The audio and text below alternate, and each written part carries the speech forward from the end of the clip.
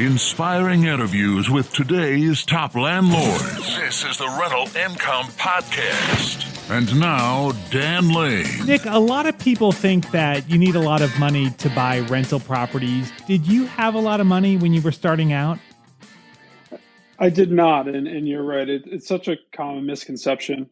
For me, it was just a strong W-2 and a bit of savings and being smart with financials right out of the gate. But it's definitely attainable for anybody looking to get into it. I think Nick's a pretty relatable guy. He's got a full-time job, and he's been working on building out his rental portfolio as he has the money and as he finds deals. And speaking of the money, he really hasn't put that much money into building out his rental portfolio. So on the show today, we're going to talk numbers. We're going to find out exactly how much money he needed. We'll talk about his deals, exactly what he's buying. And the other thing that I think is really great about Nick is he's a pretty busy guy, and he's been pretty efficient about the way that he manages his rental properties. He's got a lot of shortcuts. And on the show today, we're going to figure out exactly what he's doing. Joining us on the show today from Lincoln, Rhode Island is Nick Balzano. We'll take a really quick break. We'll thank our sponsors. We'll come right back and we'll talk to Nick. A good deal on a rental property isn't going to last very long. To win properties today, you need to move quickly when a deal comes on the market, but it takes time to analyze a property. I want to let you know about an app where you can analyze deals on your phone in seconds. It's called Ask Rick, that's RIC for Rental Income Calculator. You can analyze a deal with the push of a button. You can figure out the rent, your mortgage payment, your expenses, and figure out the cash flow. If the numbers make sense, you can make an offer right there on the app, or you can send a calendar invite to your agent to see the property in person. Ask Rick is currently offering a free 7-day trial. Just search for Ask Rick in the App Store, or go to Just Ask Rick. That's RIC, justaskrick.com. The first step in buying a rental property is to get pre-qualified, and I would suggest you work with a lender that specializes in working with investors, because the last thing you want to have happen is to get to closing and find out the money's not there and you can't close. The lender that I recommend is Chaley Ridge from Ridge Lending Group. She's a nationwide lender, and she'll pre-qualify you for free if you mention Rental Income Podcast. Find out more today. Contact Chaley at ridgelendinggroup.com. That's RIDGE lendinggroup.com. NMLS 42056. Nick, you work in corporate America, and you're also self-managing your rentals. How's it been going so far? Is it difficult to juggle everything? I feel like it comes in waves, right? And for me, and kind of the path I've been on the past few years is working on the business and not in the business. So I'll spend money for efficiency at the end of the day. So if there's a property management software out there that I can pay $50 a month for and have it make my life that much easier and free up my time for me to be successful and perform at a high level at my corporate career, then I'm more than happy to do that. So for me, efficiency and saving time is kind of the name of the game at the moment. But also, the last thing I want to do is sacrifice quality and, the quality of life for my residents and their experience, renting from me. So Sure. All of those things are held, pretty high. So let's talk about some of that, some of the efficiencies that you have. So like for collecting rent, how are you doing that? So I started out using some free software online, and if your listeners aren't using online rent payment, it is a game changer, right? And there's so many options now, even more than there were when I started out. So now we're using a program Buildium. Okay. Signed on with them a few years ago, and they've just been fantastic. So everything's 100% electronic. Okay. All right. And then what about service calls? Like when a tenant has a problem, are they filling out a ticket through Buildium, or are they calling or texting you? How do you work that? Yeah, some do. It's a bit of a challenge, to be honest with you. Some of them do submit support tickets through Buildium. I'd say about half. The other half text my Google Voice number that obviously gets directed to my phone. Okay. Yeah. All right. The other thing that can be a huge time suck is showings. When you have a vacancy, trying to coordinate showings and dealing with people that are inquiring about the property. Have you figured out any efficiencies with that? Yeah, you hit it on the head. And that's something that I've spent a bunch of time on, and going to YouTube University, and whatever else I can get my hands on, Hmm. podcast, and just taking bits and pieces that'll help me be more efficient. And what our current process is, we'll market it through Buildium, which syndicates to, I think, four different real estate websites. And then I'll create an email address for each property, a Gmail address for each property, and I'll put that in the listing. So what happens then is, if somebody replies to my listing, they get an automated email from my Gmail address that has a questionnaire. And it's a Google form questionnaire that gets sent to them with kind of just the initial questions, right, that you would ask when you get a prospective renter on the phone. And it just saves a lot of time, right? And if I'm not available all day to answer the phones, it gets a lot of the questions out of the way, and I'm able to reach out to those that meet our criteria, and saves a ton of time. So, I get back to everybody, but I know, have a good idea of who I'm going to take a next step with, after answering those first few questions, and that's all automated right So after the once listing is live. once you get that back, once people have filled out the form, you can just look at them real quick and kind of sort through and figure out who the best people are, and then follow up with them for a showing. Yes, exactly. Yep. Okay. So go through all the answers, and reply back with. I used to use Calendly a bit, and they can find an open time in your schedule. So even that's a bit automated. That's smart. Okay, so you've got Calendly, which is an online scheduling software. So that's linked up to your calendar, so they can see when you're available, and then just plug in a time, and that way you don't have to go back and forth 1,000 times trying to figure out something that works. Yep. Right? Awesome. Yeah.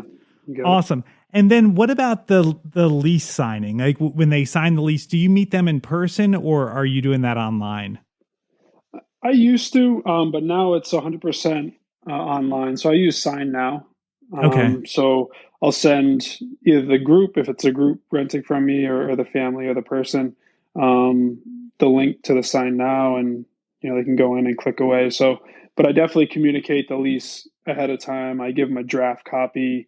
Read it over. Let me know if you have any questions or concerns before the Sign Now document goes over. Because once that gets sent, it's pretty much final. So, One thing that always concerns me with doing the online signing is that I feel like a lot of tenants, they're not reading it. They'll just click wherever they have to sign, and they're done. So is there a way that you can communicate with them outside of what's written in the lease, so that they know what's expected of them, and like how you expect them to handle different situations? yeah, I basically give them an executive summary. So there's an orientation packet, I'll call it.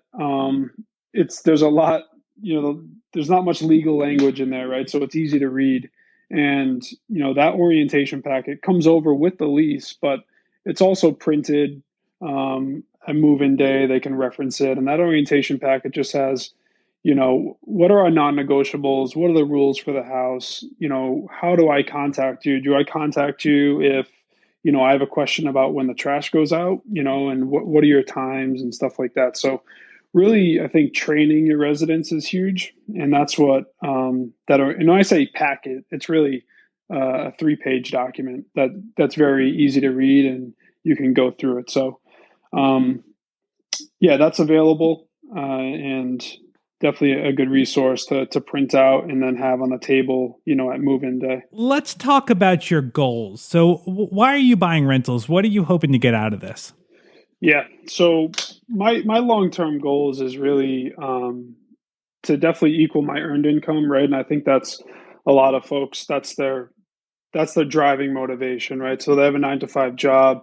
They see that there's a better way or an alternate way to find, or achieve financial freedom for their family. And there are so many out there that have currently doing it, right? Having real estate replace their income and achieving that financial freedom. So it's about options, I Hmm. think, at the end of the day, and that really is my goal at the end of it, right? To just have that freedom and flexibility. So I have do, you put a number on like what you're shooting for? yeah. So currently shooting for 10K passive income a month, Okay. probably about a third of the way there. Okay. Yep. And how long have you been buying rentals for? So been going for about 8 years now. Okay. I've All been right. a real estate investor. Okay. So you're about a third of the way there. And what does your portfolio look like today? Yep. So 12 units, 5 properties, kind of spread throughout Rhode Island. A property in northern Rhode Island, one in central Providence, in the city, and then one in the East Bay. So spread Okay. out a little bit. Rhode Island's not big, but for the folks who live here, we do think it's big. Awesome. And so you're working full time, and are you just kind of buying properties as you can, like as you have the money and you come across the right deal? Yeah, I mean, always looking, right? Hmm. That's the tagline for sure. But no, I think at first it was, find a property, you work on it for a good number of months and get it stable and in the condition that, we're comfortable with or I'm comfortable with. And then, go out and hunt for the next one. But I think as I'm expanding, getting that constant deal flow and finding opportunities is a never ending thing because I think at the end of the day, if you do have truly a deal, the money will follow. There are many other people out there who have who have money that needs a home, right? So always looking for sure. Great. Now, what I think is awesome about what you're doing is I feel like this is a strategy that really anybody could do. That is, it's not like super complicated. You didn't have a ton of money when you were starting. Like in the last 8 years, how much actual cash has it taken to get to where you are today? Yeah, and it might sound a little crazy, but I think across the 5 properties, I probably have around 28,000 out of pocket. Yeah, I mean, so Um, that's not a. I mean, 28,000 is a lot of money, but to come up with that over 8 years, it wasn't like one day you had to plop down a check for $28,000. This is 28,000 that you've slowly put into building your portfolio, and right on. and you've got a pretty good portfolio. So let's talk about how you did this because like that isn't a lot of money. Let's talk about this. So take me back. Tell me about your very first deal. So the first opportunity was a vacant 3 family in northern Rhode Island, and at the time I had a very stable 9 to 5 job, corporate job, and I think a lot of the folks that I kind of mentor and coach, I always make them realize all the tools that we have available to us, right? And that's government financing, right? And the opportunities that FHA loans provide for us. So with that first opportunity, I utilized the 203K FHA loan, which allowed me to roll in my renovation funds as into the purchase price. And then you got to develop a scope of work. There's a whole nother conversation about those loans specifically. But the bottom line is that 3.5% down on $108,000 house. That was really the entry into it was the 3.5 on a 3 family house. Yeah, I mean that's a really awesome loan. So for anyone that doesn't understand what the FHA 203K loan is, this is a loan where you can buy the property for 3.5 down, and you can borrow the money that you're going to need to fix the property up. So you didn't have to come up with the cash to fix up the property. You just needed a 3.5% down payment, and then as you fix the property up, the lender is going to release the money to the contractors, or I guess to you to pay the contractors, right? That's how it works. Yeah, it's a check made out to both of you. At least mine was set up that way. So I needed to sign it. The GC, the contractor, needed to sign it, and then we deposited it. So Okay. Yeah, So, very much a partnership. and that's a loan for primary residences. So this was a property that, what was this, a duplex? This was a three family. A three family. triplex. Okay. So you were going to live in one of the units and then rent out the other two? Yep. Yeah, we did. My wife now, but my girlfriend at the time, we lived on the third floor for maybe 4 years, maybe 5 years. Now, Yeah, now the goal with doing a house hack like that is living free. It doesn't always work out, but that's really kind of the magic to making a house hack work. Were you able to live for free? yes, yeah, and I Awesome. think we even made a little bit living there, which is just fantastic. Right Yeah. at the end of the day. No, that's was that kind of a key with coming up with the money to continue to invest, that now your overhead to live is pretty small because you're not having to pay rent somewhere. Like, was that how you were able to save money then to keep growing your portfolio? You got it. Yeah. Awesome. So if you're not paying a $1,500 or $2,000 a month mortgage, right? That money is going into an account that's going to help you get the next one, and that's Awesome. the game. So I love it. All right. So tell me about the next one. So what did you do for the next property? similar story. So it was on market opportunity in Providence, and my wife and I always wanted to live in Providence. Love the city. You're able to walk around and have a great quality of life. So this opportunity was on the market, and we saved up a bit of money for a down payment. Again, not too much, but we utilized an FHA loan here as well. You can't have two at once. So what ended up happening at the three family in Lincoln is I refinanced out of the FHA loan probably 3 years after living there. Mhm. So just got a conventional 30-year, which kind of released me to get another FHA loan. So kind of did the same thing. The only difference is the Providence two family didn't have a 203K component to it. This was just 3.5% down, owner occupied um, loan. So again, So found it on market and established a great relationship with the seller. We're able to get in even though there was a line of cars down the road trying to buy it at the same time. now, was that, did you not get the 203K loan with that property because it didn't need work, or because you had the money to fix it up? So I had a equity loan on the three family, so I used that for all the renovations. So yeah, it wasn't necessary. Um, One of the kind of drawbacks of the 203K, especially now, is they're pretty expensive. Hmm. So I think if you can get by and finance the renovations on, out of your pocket, you're going to save. You're going to save long term. And but again, I think if that's your only option is to get to 203K, I'm 100% behind it. So for that property, how much cash did you have to come up with to get into that deal? This one, all in, probably around 20K. Okay. Okay. Yeah, And all right, so that's a big part of the 28,000 that you've come up with, right. that one property. So that was your 3.5 down payment, and you said you got another FHA low down payment loan, and so I assume that you moved from that first three family to the second property. Yeah, Okay. yep. So yep. And how many units were in this property in the second one? The second one is there's two. Two. Okay. Yep. Okay.